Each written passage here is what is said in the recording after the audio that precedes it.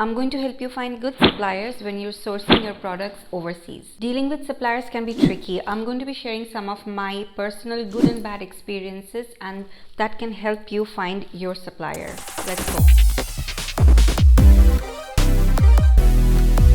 What is up guys, my name is Orinn and welcome back to my channel. If you're excited about this video, be sure to give this a big thumbs up right now. If you want to learn more about online businesses and all things entrepreneurship, make sure to subscribe if you haven't already. So what is the best way to source your product or find your manufacturer?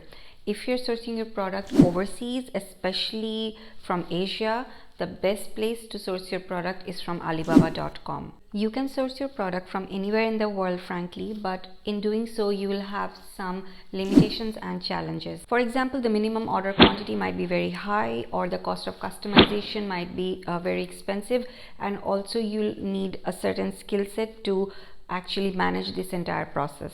Whereas on Alibaba you have so many options. They host almost 200 million products from over 2000 global suppliers from all over the world. It's very easy to navigate with all these different filtering system, and there are plenty of suppliers, good suppliers who have been in business for many years. So now we are inside Alibaba, and for example I'm looking for a yoga mat.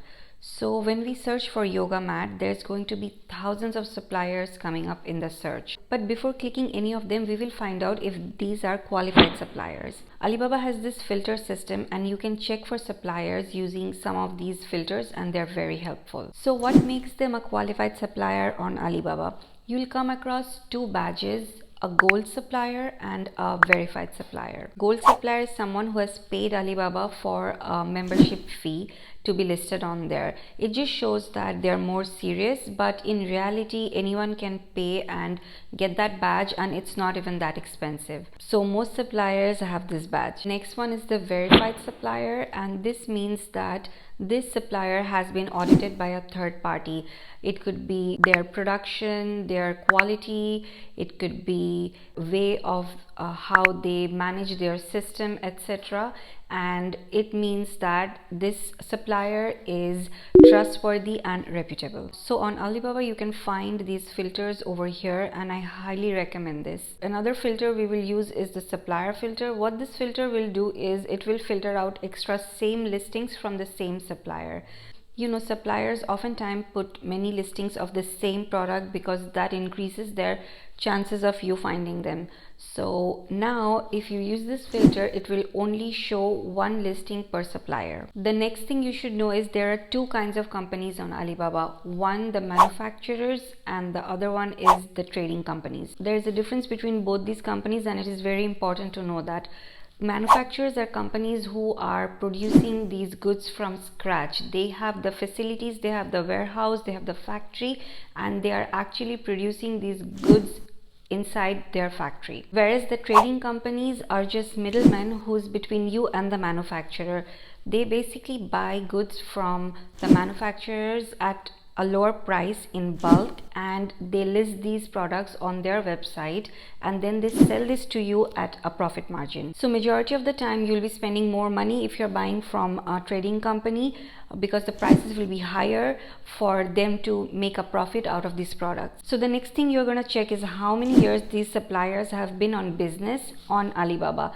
So you will come across a lot of companies who are on Alibaba for 1 or 2 years, and the problem is you can't tell for sure that if they will be there on Alibaba for the next 2 or 3 years more, or 5 years more, and if their products will have enough demand. So for example, you pick a supplier who's on Alibaba for 2 years now, and you order products from them. After a year they decide to leave because maybe they're not doing well, then you will not be able to get the same product anymore, because that supplier will not be there anymore. But if you pick a supplier who is on Alibaba for over 3 years, then there is a certainty that you know they will be staying on Alibaba and they're more serious, and you may not run into this kind of a problem. I would suggest that you pick a supplier who's been on Alibaba for at least 3 to 4 years. The next thing I want you to look for is trade assurance.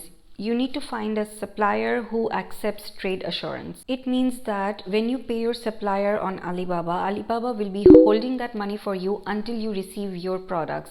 So it is kind of like an insurance for your products. I highly recommend you to take advantage of this option and use this. filter out all the suppliers who doesn't accept it. This is how I do it, and this is what I suggest you to do as well. Now that you have checked all these things, the next step would be to communicate. You have to initiate communication. You can message them and ask all the questions that you have.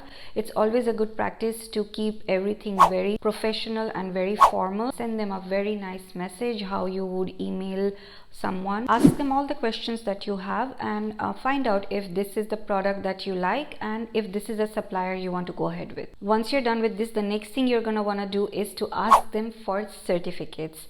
So a lot of suppliers already have them displayed on their profiles and their website.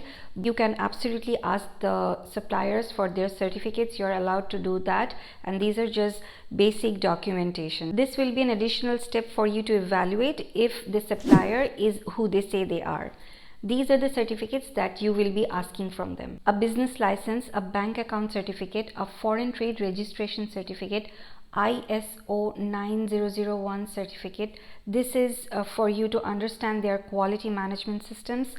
Customs registration certificate. This is so they are able to export. Test reports. This you will need, especially if your product is an electronic item, you will need to get this for custom clearance. When you export goods to another country, you will need to provide test report papers to the customs.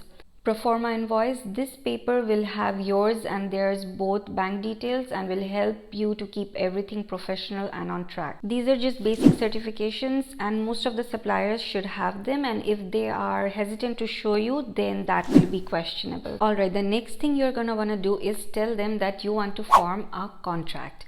So in this contract, there will be a number of things. There will be everything that you both have agreed upon, and be specific, get into all the details, write everything that you both have discussed and agreed upon. In the contract, you'll also have them to agree that you'll be paying initial 30% deposit and the remaining will be paid after the goods are delivered. Typically, this is how it works.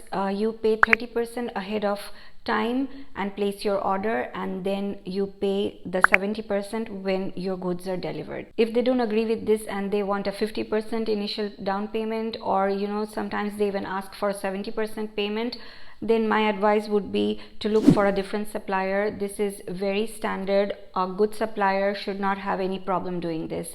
So if this doesn't work out, then you look for a different supplier. In the contract, you also want to mention the time frame of the production of your products. This is very important. The contract should state that the production should take no longer than 45 days. And it also really depends of the nature of the product, but 45 days is a standard time, and you can give them additional 7 days in case of any delays.